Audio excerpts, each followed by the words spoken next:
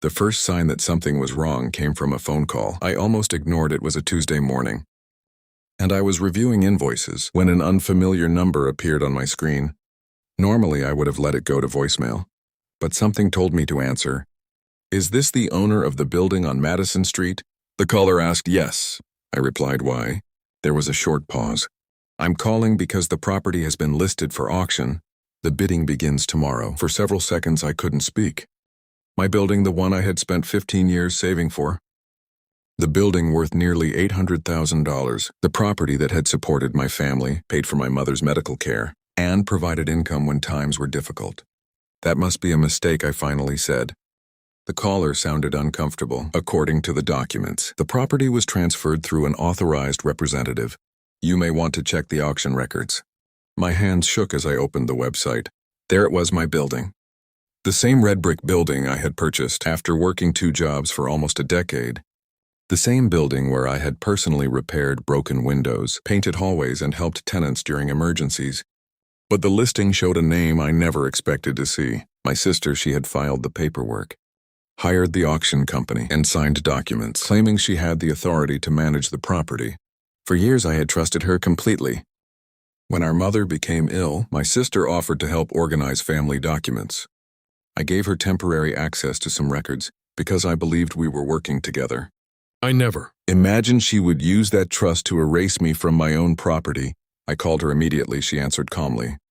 "Why is my building listed for auction?" I asked at first.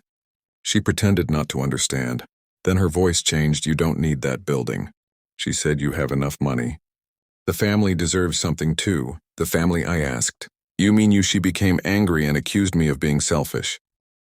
She claimed that I had ignored her struggles, and that selling the building was the only way to make things fair, but fairness had nothing to do with it. She had never paid for the building.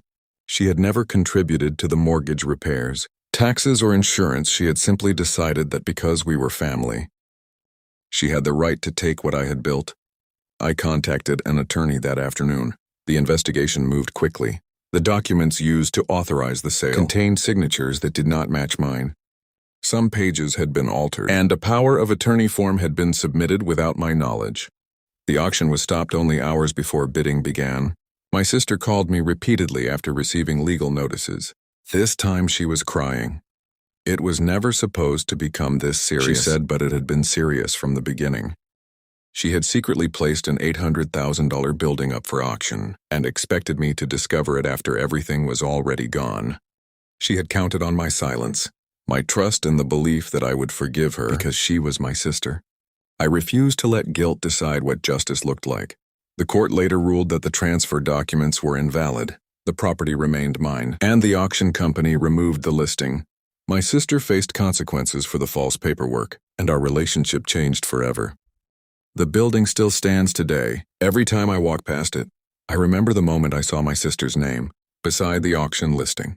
I remember the shock, the anger, and the painful realization that betrayal sometimes comes from the people who know exactly how hard you worked. But I also remember something more important.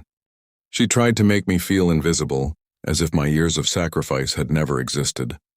Yet the truth was written everywhere, in the records, in the payments, and in every brick I had worked to protect. She thought she could take my future without asking. Instead, she exposed who she really was, and reminded me that trusting someone does not mean surrendering the right to defend what is yours.